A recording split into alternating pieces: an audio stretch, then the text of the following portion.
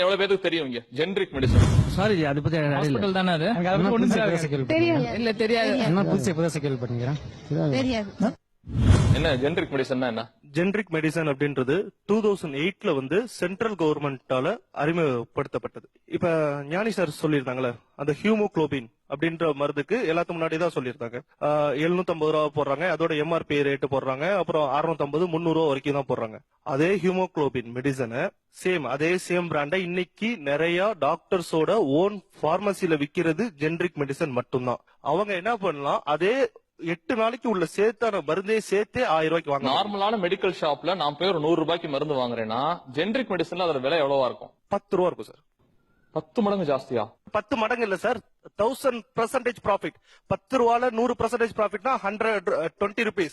1000% ப்ராஃபிட்ல தான் வைக்கிறாங்க. நோய் வந்து அதை குணப்படுத்த எடுத்துக்கிற செலவுகள்ல பெரிய செலவு மருந்துக்கு போயிடுது. எங்க டீமை சேர்ந்தவங்க டாக்டர் கிட்ட இருந்து ஒரு பிரிஸ்கிரிப்ஷனை வாங்கிக்கிட்டு மருந்து கடைக்கு மருந்து வாங்க போனாங்க. டாக்டர் சொன்ன மருந்து கடைக்கு தான் அவங்க மருந்துகளை வாங்க போனாங்க. எவ்வளவு 2152 ரூபாவா? அதுக்கப்புறம் அதே மருந்துகளை அவங்க ஜெனரிக் மெடிக்கல் ஷாப்ல இருந்து வாங்கினாங்க. மருந்துக்கு எவ்வளவு ஆச்சுங்க? 354. ஆமா, மருந்து ஒண்ணுதான், ஆனா விலை எந்த அளவுக்கு வித்தியாசப்படுதுன்னு இப்ப உங்களுக்கே புரிஞ்சிருக்கும். ராஜஸ்தான்ல குறைவான பணத்துல மருந்து வாங்கக்கூடிய திட்டத்தை டாக்டர் சமிக் சர்மா மக்களுக்காக கொண்டு வந்தாரு.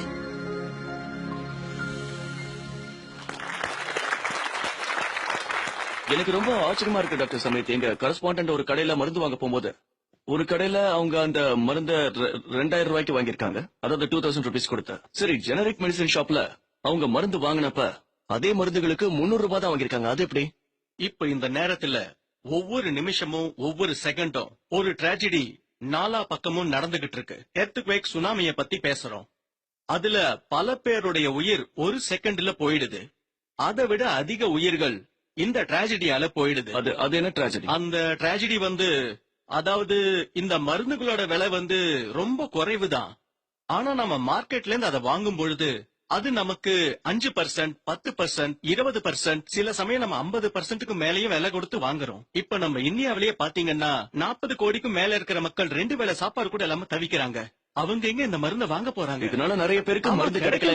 WHO சொல்லுது, சுதந்திரம் கிடைச்சு 65 வருஷத்துக்கு அப்புறமும் இன்னைக்கும் இந்தியாவில 65% மக்கள் இந்த சாதாரண மருந்து வாங்க முடியாம தவிச்சுக்கிட்டு இருக்காங்க. முக்கியமான மருந்துகளுக்கு அதோட விலையால அவங்களால அதை வாங்க முடியல. சரி, இப்ப நீங்க இந்த ஜெனரிக் மெடிக்கல் ஷாப்னு சொன்னீங்கல்ல, அத தமிழ்ல எப்படி சொல்றதுன்னு சொல்லுங்க, கொஞ்சம் விளக்கி சொல்லுங்களேன். நான் உங்களுக்கு தெளிவா விளக்கி சொல்றேன். ஜெனரிக்னா இந்த மருந்துக்குள்ள ஒரு சால்ட் இருக்கு, அது அந்த மருந்துக்குள்ள இருக்கு, அது பேர் ஜெனரிக்கல் நேம், அது கெமிக்கல் நேம். சரி, நான் இப்ப உங்களுக்கு இன்னும் புரியும்படியா விளக்குறேனே. இப்ப இந்த பொண்ணு பாருங்களேன், ரொம்ப ஒல்லியா இருக்கா. இப்ப நான் டாக்டரா இருந்தேன்னா அவகிட்ட சொல்லுவேன், ஒரு கிளாஸ் பால காலையிலயும் ராத்திரியும் குடிங்கன்ட்டு. ஆனா துரதிருஷ்டவசமா இந்த மருத்துவ உலகத்துல நம்மளால இப்படி சொல்ல முடியாம போயிடுச்சு. எருமப்பால குடின்னு நாம அவகிட்ட சொல்ல மாட்டோம். ராமண்ண வீட்டு எருமப்பால குடிங்க நாம அவகிட்ட சொல்றோம். இதுதான் பிராண்டிங். இப்ப அவன் அந்த கடைக்கு போறான், அவன் சொல்லுவான் 500 ரூபாய் லிட்டர்னு, வேணும்னா வாங்குன்னுவான். 30 ரூபாய்க்கு கிடைக்கிற பொருளுக்கு 50 ரூபாய் கொடுக்க வேண்டியது. அதேதான். அதாவது டயபெட்டிஸ்க்கு நான் ஒரு மாத்திரை வாங்குறேன்னா, அதாவது பிராண்டட் மருந்து வாங்கினா அதுக்கு என்ன விலையாகும்?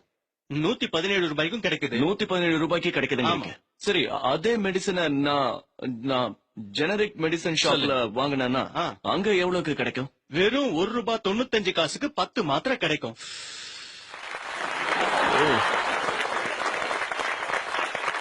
சரி, அந்த 2 மாத்திரையிலயும் எந்த வித்தியாசமும் இல்லன்னு சொல்றீங்க? வித்தியாசமே கிடையாதுங்க. ஏன்னா உற்பத்தி விலையே அவ்வளவுதாங்க. மேனுபேக்சரிங், பேக்கிங், டிரான்ஸ்போர்ட், அதோட ரீட்டைல் பிரைஸ் இருக்கு, அதாவது மார்ஜின் பிரைஸ் எல்லாமே சேர்த்து அவ்வளவுதான். குறைவாவே கிடைச்சிடும். கேன்சர் சம்பந்தப்பட்ட ஒரு விஷயத்த சொல்றேன், சொல்லுங்க.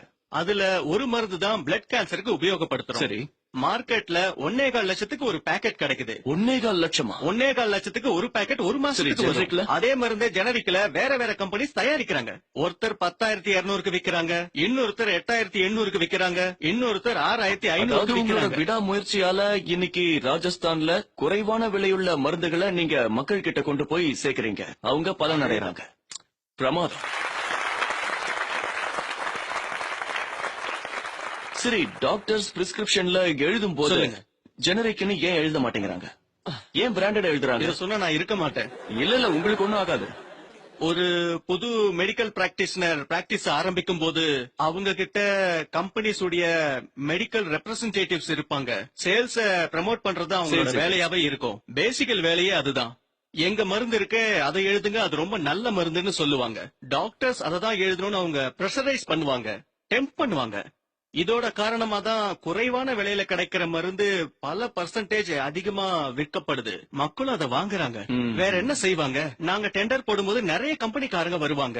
இந்தியாவில பாத்தீங்களா நல்ல பெரிய பெரிய ரெப்யூட்டட் கம்பெனிகள்லாம் இருக்கு. அவங்க பேரை நம்ம விரல்ல எண்ணிடலாம். அவங்க எல்லாருமே 70 ரூபாய் மருந்த 2 ரூபாய்க்கு கொடுக்கறாங்க. 2 ரூபாய்க்கு தராங்க, 5 ரூபாய்க்கு தராங்க, 30 ரூபாய் மருந்த 2 ரூபாய்க்கு தராங்க. இவ்வளவு வித்தியாசமா இத கம்பெனியால கொடுக்க முடியுது. அவங்க கொடுக்கறாங்க, கம்மியான விலையில கொடுக்கறாங்க, நாங்களும் வாங்குறோம். சரி, இன்னொரு விஷயம் கேளுங்க. நம்ம இந்தியாவில இருந்து கிட்டத்தட்ட வருஷத்துக்கு 45,000 கோடி ஜெனரிக் மருந்துகளை நாம வெளிநாட்டுக்கு அனுப்பிக்கிட்டு இருக்கோம். நாம வெளிநாட்டுக்கு அனுப்புறோம். அதேதான் ஜெனரிக், அதாவது இந்த மலிவான மருந்துகளை நம்ம எல்லா நாட்டுக்கும் அனுப்புறோம். ஆனா நமக்கு கிடைக்கிறது நம்ம நாட்டுல காஸ்ட்லியா இருக்கு. இது எல்லாத்தையும் பார்க்கும் பொழுது நமக்கு இன்னும் சுதந்திரம் கிடைக்கல, நம்ம அடிமையா தான் இருக்கோம்னு சொல்லுவேன். நீங்க இதை ஆரம்பிச்ச போது ராஜஸ்தான்ல இதை எதிர்த்து யாராவது வந்தாங்களா? இந்த முயற்சியை நீங்க பாத்தீங்கன்னா எப்படி சொல்றது, நீங்க எதிர்நீச்சல் போடுற மாதிரின்னு தான் சொல்லுவேன். நிறைய பேர் மிரட்டுறாங்க, மாஃபியாஸ் இருக்காங்க, ட்ரக் மாஃபியாஸ் நிறைய பேர் ஈடுபட்டு இருக்காங்க. இதுல முக்கியமான விஷயம் என்னன்னா 100 வருஷமா நடந்துகிட்டு இருக்கிற பழக்க வழக்கத்தை நம்ம மாத்த பாக்குறோம். ஆனா நாங்க எப்பவுமே டாக்டர்ஸ குறை சொல்லவே மாட்டோம். எல்லா டாக்டரும் தப்பு செய்யறது கிடையாது. 50-60% டாக்டர்ஸே விரும்புவாங்க, ஏழைகளுக்கு மருந்து கிடைக்கணும்னு ஆசைப்படுவாங்க. இன்னைக்கு பாத்தீங்கன்னா நிறைய டாக்டர்ஸ் தங்களோட வீட்ல இருந்து சாம்பிள்ஸ கொண்டு வராங்க, பேக்கெட்ல இருந்து காசு எடுத்து நோயாளிகளை குணப்படுத்துறாங்க. அந்த மாதிரி டாக்டர்ஸ் இருக்காங்க. அதனால திரு சகாயம் ஐஏஎஸ் அவர்களின் வழிகாட்டுதலின்படி இயங்கும் மக்கள் பாதை அமைப்பின் முதல் மருத்துவ சேவை மையம். இந்த மையம் சிவகங்கையில் தனது சேவையை தொடங்கியுள்ளது. இங்கு ஜெனரிக் மெடிசின் என்றழைக்கப்படும் குறைந்த விலை மருந்துகள் விற்கப்படுகின்றன. ஜன் ஆஷாதி என்னும் மத்திய அரசு திட்டத்தின் கீழ் இந்த மருந்துகள் விற்கப்படுகின்றன. அதாவது சாதாரண மருந்து கடைகளில் 50 ரூபாய்க்கு வாங்கும் மருந்துகளை இங்கு 5 ரூபாய்க்கும் குறைவாக வாங்கலாம். சாமானிய மக்களிடம் ஜெனரிக் மெடிசின் மருத்துவத்தை விழிப்புணர்வு செய்வதே இதன் நோக்கமாகும். நன்றி.